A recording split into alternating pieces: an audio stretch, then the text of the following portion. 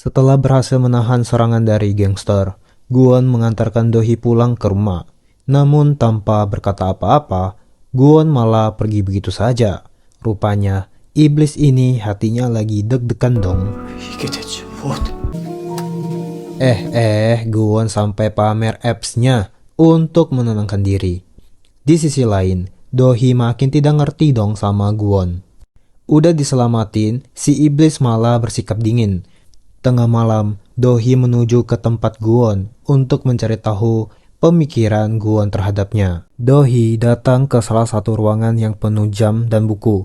Do-hee tertarik dengan salah satu buku dan ingin mengambilnya. Guwon yang habis mandi langsung menghentikan Do-hee. Do-hee malah fokus ke apps Guwon. Salah, maksudnya ke salibnya. Tiba-tiba, Gayon masuk dan memanggil Guwon oppa. 오빠, Do-hee menanyakan siapa wanita itu. Guwon malah bersikap dingin sama Do-hee dan mengusirnya pergi. Do-hee merasa kesal dan pergi. Walaupun Guwon bersikap dingin, ia tetap meminta pelayan untuk memastikan Do-hee selamat sampai rumah. Di sisi lain, Seok-min diam-diam bertemu dengan direksi perusahaan Nyonya Ju. Ia meminta para direksi untuk mendukungnya, menggantikan Do-hee dan duduk di posisi komisaris. Besoknya, seperti biasa, Guwon balik menjadi pengawal Do-hee. Saking dinginnya mereka berdua, staf di kantor langsung menangkap situasi dong. Guwon dan Do-hee lagi bertengkar. Gak lama kemudian, seorang pria misterius memakai helm dan menyamar menjadi kurir makanan. Ia diam-diam mendekati Do-hee dari belakang. Ia langsung di smackdown oleh sekretaris karena dikira pelaku yang melukai Do-hee. Guwon langsung mengkhawatirkan kondisi Do-hee.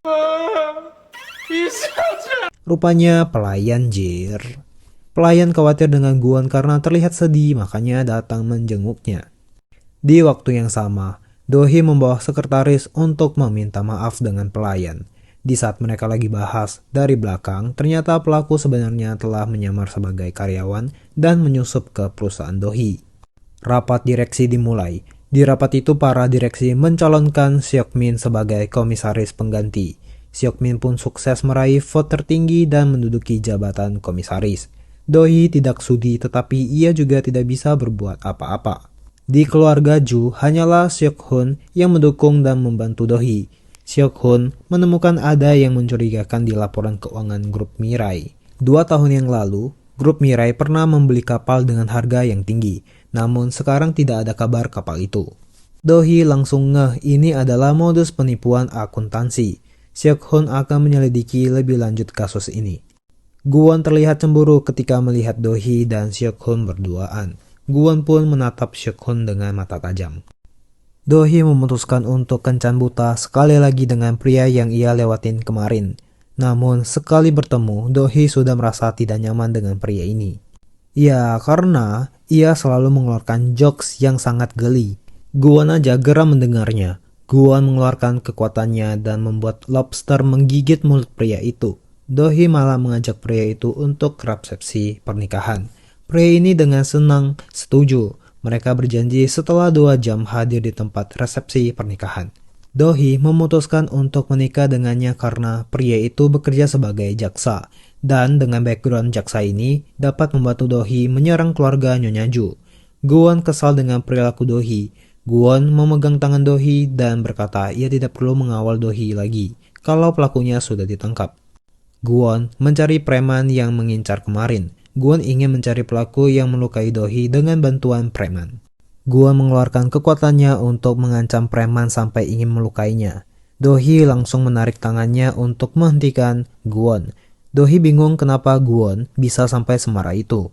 Guwon menyebut Do-hee lah yang menjadi masalahnya. Andai saja tidak ada Do-hee, kehidupan Guwon akan tetap sempurna seperti dulu. Do-hee merasa sakit hati dengan perkataan Guwon. Do-hee pun akhirnya memutuskan agar Guwon berhenti menjadi pengawalnya. Guwon pun sudah muak dengan kerjaan ini dan pergi begitu saja. Tiba di rumah, Do-hee sedang mengirim pesan permintaan maaf ke pria kencan tadi. Tiba-tiba ia mendengar ada suara musik yang berputar di ruang tamu. Do-hee mencoba keluar untuk mengecek sumber suara itu. Do-hee langsung dibuat pingsan oleh seseorang. Saat Do-hee membuka matanya lagi, ia sudah diikat dan digantung di balkon apartemennya. Gila sih, psikopat banget. Penjahat sambil bersiul dan memotong perlahan tali yang mengikat Dohee. Dohee panik dong. Talinya akhirnya terpotong dan Dohee pun jatuh ke bawah. Di saat itu, Guwon melompat dan langsung menangkap salah satu tangan Dohee. Guwon terlihat begitu khawatir dengan Dohee. Dohee pun sekali lagi terselamatin karena Guwon. Ketika Dohee disekap penjahat, ia sempat menekan tombol darurat. Guwon pun menerima pesanan bantuan darurat dari Dohee dan langsung menuju menolong Dohee. Melihat ada yang masuk, penjahat langsung bersembunyi di belakang. Ketika Guwon tengah menangkap tangan Dohee, penjahat diam-diam muncul dari belakang dan menerkam Guwon. Guwon dan Dohee pun terjatuh. Salib tangan Dohee pun bersinar dong dan mereka berdua terselamatkan berkat kekuatan Guwon yang membuat mereka berpindah tempat. Dohee memeluk Guwon dan terlihat begitu panik setelah kejadian ini. Guwon berusaha menenangkan Dohee. Ternyata Seok-hyun juga datang menyelamatkan Dohee setelah menerima pesanan darurat. Dohee mengingat sepertinya penjahat terlihat begitu menikmati ketika ingin membunuh Dohee. Setelah itu Dohee mengecek CCTV rumah. Mereka menemukan bahwa penjahat itu memiliki luka di belakang leher. Dan luka ini sama persis dengan supir yang ingin membunuh Dohee juga. Dengan luka yang sama, tapi muka kedua penjahat berbeda. Mereka menemukan ternyata penjahat bisa menyamar dengan mengganti wajah. Seok-hyun mencari Guwon mengobrol berdua. Seok-hyun merasa aneh kenapa Guwon selalu berada di sisi Dohee ketika Dohee berada di situasi berbahaya. Ia berharap Guwon dapat memberi penjelasan karena Seok-hyun merasa dirinya adalah andalan Dohee. Guwon membantahnya. Dohee diam-diam menangis sambil merenungkan kejadian tadi. Seok-hyun datang mencari Dohee. Ia langsung melamar Dohee dan berkata bahwa Dohee tidak perlu berjuang sendiri. Kemudian Seok-hyun mengulurkan tangannya kepada Dohee. Guwon datang mengulurkan tangannya juga. Dohee merasa terkejut dong. Terlihat sekaligus dua orang yang melamarnya. Dohee menjelaskan ia membutuhkan waktu untuk berpikir dulu. Sementara Guwon merasa terhina karena masa bisa-bisanya iblis dibandingkan dengan manusia yang remeh. Guwon terlihat cemburu ketika Seok-hyun datang dengan membawa bunga untuk Dohee. Apalagi saat melihat Seok-hyun dan Dohee sampai tertawa terbahak-bahak.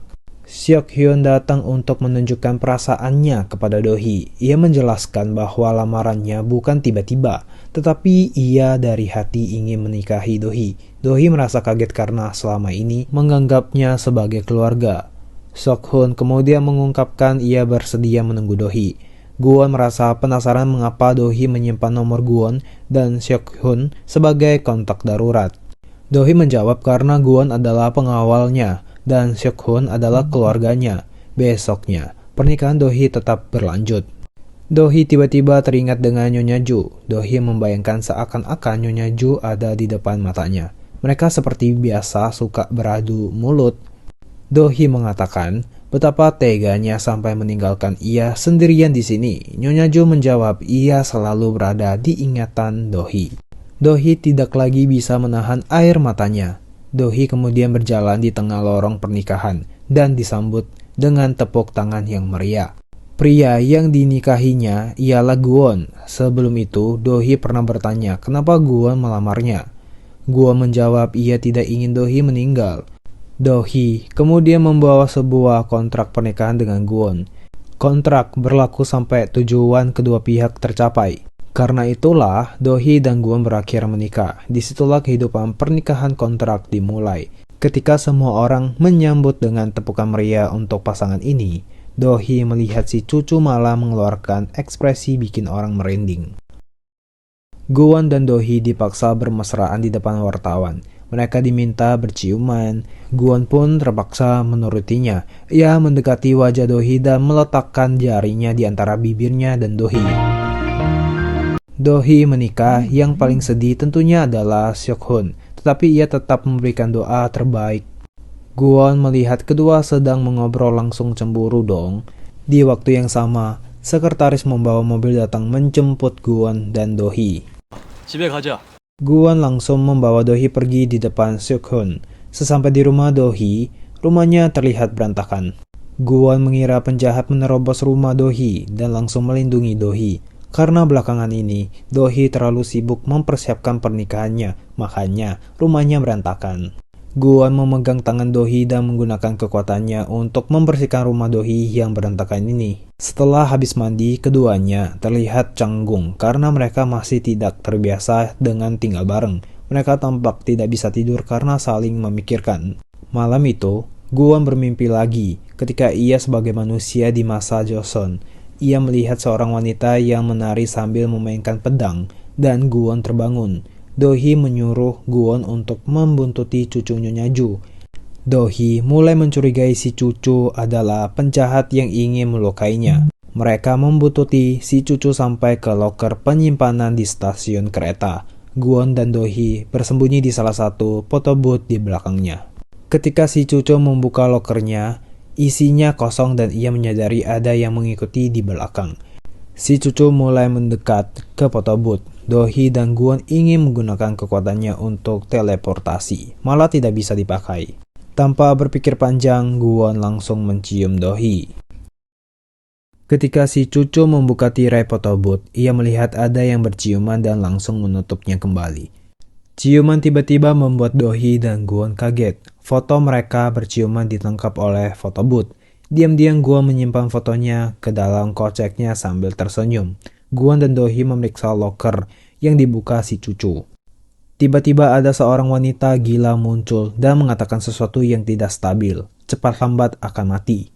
Guwon tidak terlalu melayaninya, karena ia menganggap wanita itu hanyalah salah satu arwah yang terbengkalai. Guwon masih merasa aneh kenapa kekuatannya bisa tiba-tiba menghilang walaupun sudah memegang tangan Do-hee. Sesampai di rumah, Guwon membawa seluruh asetnya pindah ke rumah Do-hee. Rumah Do-hee udahlah sempit ditambah barang Guwon segunung. Do-hee stres dong, lantas ia mengusir Guwon dari rumahnya. Tak lama kemudian, Suk-hun datang mencari Do-hee. Suk-hun mulai mencurigai Guwon. Ia menemukan sebuah foto teater Sunwol pada tahun 1977. Di sana ada seorang pria yang wajahnya sama persis dengan Guwon. Do-hee berdalih, pria itu adalah kakeknya Guwon. Saat Suk-hun lagi meninggalkan rumah Do-hee, ia bertemu dengan Guwon yang barusan diusir Do-hee. Mereka mengobrol di sebuah restoran. Tanpa basa-basi, Suk-hun langsung mengatakan kepada Guwon, "Kau bukan manusia kan?" Guwon langsung kaget dong. Suk-hun langsung mengingatkan kalau saja Guwon membahayakan Do-hee, ia tidak akan tinggal diam dan membongkar rahasia Guwon. Di malam itu, penjahat datang ke teater Sunwol untuk mencari tahu tentang Guwon. Ia memasang alat recorder di bawah meja dan mencuri buku tentang iblis milik Guwon. Guwon sama sekali tidak sadar rumahnya diterobos penjahat. Guwon diam-diam masuk ke rumah Do-hee. Ia kaget ketika Do-hee tiba-tiba membuka lampu. Ternyata Do-hee lagi menunggu Guwon pulang rumah. Melihat Guwon baik-baik saja sampai rumah, Do-hee balik ke kamar tidur. Guwon memanggilnya dan mengajukan untuk isi daya. Guwon dan Do-hee berakhir di satu kasur sambil berpegangan tangan sampai ketiduran. Besok paginya, Guwon duluan bangun. Ia diam-diam melihat sosok Do-hee yang sedang tidur. Ia seperti merasakan perasaan manusia yang sedang jatuh cinta. Di waktu yang sama, Do-hee juga terbangun. Mereka salah tingkah ketika saling menatap. Tiba-tiba suara telepon berdering mengganggu mereka. Sekretaris melapor, pagi ini tiba-tiba tersebar rumor Do-hee membunuh Nyonya Ju demi warisan di internet. Para staf Do-hee berkumpul untuk memikirkan cara menganggapi rumor ini. Salah satu staf tiba-tiba teringat di hari pernikahan Do-hee. Seok-min pernah mengatakan hari ini adalah hari bahagia, kita biarkan dia berbahagia dulu. Sekarang dipikir-pikir, Seok-min yang merencanakan semua ini dengan bertujuan menghancurkan citra Do-hee, agar Do-hee gagal diangkat menjadi kepala komisaris. Guwon kemudian mengajukan salah satu cara termudah, yaitu langsung mencari sumber rumor dan membujuknya. Do-hee memutuskan untuk mencari dulu dengan cara Guwon, tapi sebelum itu, Do-hee ingin bertemu dengan Seok-min dulu. Suk-hun baru saja keluar dari ruangan Do-hee dengan waktu yang sekejap saja. Ketika ia balik ke ruangan Do-hee lagi, Guwon dan Do-hee sudah tiada lagi, seperti menghilang. Suk-hun makin yakin Guwon bukanlah manusia biasa. Dengan kekuatan teleportasi, Guwon dan Do-hee datang ke tempat Seok-min berada. Do-hee mengatakan apa yang dikatakan Nyonya Ju ternyata benar. Seok-min itu iblis. Dulu, Seokmin dalam keadaan mabuk menabrak orang. Do-hee merasa penasaran. Apakah Seokmin tak sengaja menabraknya saat mabuk atau sengaja menabraknya? Seokmin hanya tersenyum dan ia mengarahkan pistolnya ke arah Do-hee saat Do-hee mau pergi. Tak disangka Seokmin beneran menembaknya. Meskipun Do-hee tidak terluka, ia tetap saja merasa panik. Setelah itu, Guwon dan Do-hee teleportasi ke tempat wartawan berada. Guwon menanyakan apa keinginan si wartawan itu. Wartawan itu menginginkan menjadi terkenal dan kaya. Guwon mengabulkan keinginannya dan membawanya ke brankas Bank Korea. Uang-uang ini akan membuat si wartawan kaya, dan besok pagi ketika bank dibuka, ia akan ditangkap polisi. Namanya akan tersebar di berita dan menjadi terkenal. Keinginan si wartawan pun akan terkabulkan. Si wartawan langsung minta ampun kepada Guwon dan Do-hee dan berhasil menyelesaikan sumber masalah ini. Ketika ingin pergi, Guwon mendapatkan teleponan dari pelayan. Pelayan melaporkan buku panduan iblis Guwon menghilang. Guwon dan Do-hee langsung teleport ke rumah Guwon. Do-hee penasaran dengan apa isi buku panduan itu.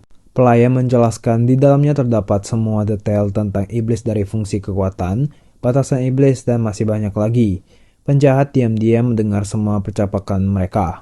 Penjahat kemudian membaca isi bukunya. Di dalam buku menjelaskan iblis tidak boleh ikut campur urusan Tuhan, seperti membunuh manusia atau membangkitkan yang sudah mati. Kalau terjadi maka iblis akan musnah terbakar. Guwon dan Do-hee datang menonton penampilan Ga-yeong. Ga-yeong menari dengan pedang. Guwon tiba-tiba teringat dengan bayangan wanita yang ada di mimpinya, yang juga merupakan ingatan saat Guwon masih manusia. Ketika Guwon dan Do-hee pergi, tiba-tiba didatangi oleh geng preman pembuat onar kemarin. Guwon awalnya ingin melarikan diri, tak disangka yang preman langsung berlutut di depan Guwon dan memanggilnya bos. Guwon diminta untuk join ke geng mereka dan menjadi kepala geng. Guwon tidak ada niatan menjadi kepala geng sama sekali dan segera membawa Do-hee pergi. Buku panduan iblis tiba-tiba berakhir di tangan pria misterius. Pria ini membagikan misi baru ke penjahat, yaitu membunuh Guwon. Penjahat agak ragu karena Guwon memiliki kekuatan supernatural. Pria misterius memberitahunya kalau tidak ada Do-hee di samping Guwon. Guwon hanyalah seperti manusia biasa, dan Guwon tidak bisa membunuhnya. Namun, penjahat bisa membunuhnya. Malamnya, Guwon ada urusan di teater Sunwol. Do-hee sedang menyiapkan makanan dan menunggu Guwon pulang. Tiba-tiba polisi datang ke rumah Do-hee dan menangkapnya karena tuduhan pembunuhan Nyonya Ju. Guwon lagi tengah melihat pertunjukan, tiba-tiba ia menerima kabar Do-hee ditangkap. Ia segera meninggalkan teater Sunwol. Guwon barusan aja keluar dari teater. Ia ketemu dengan penjahat yang sudah menyamar dengan wajah lain. Guwon ditusuk dengan pisau sampai jatuh pingsan.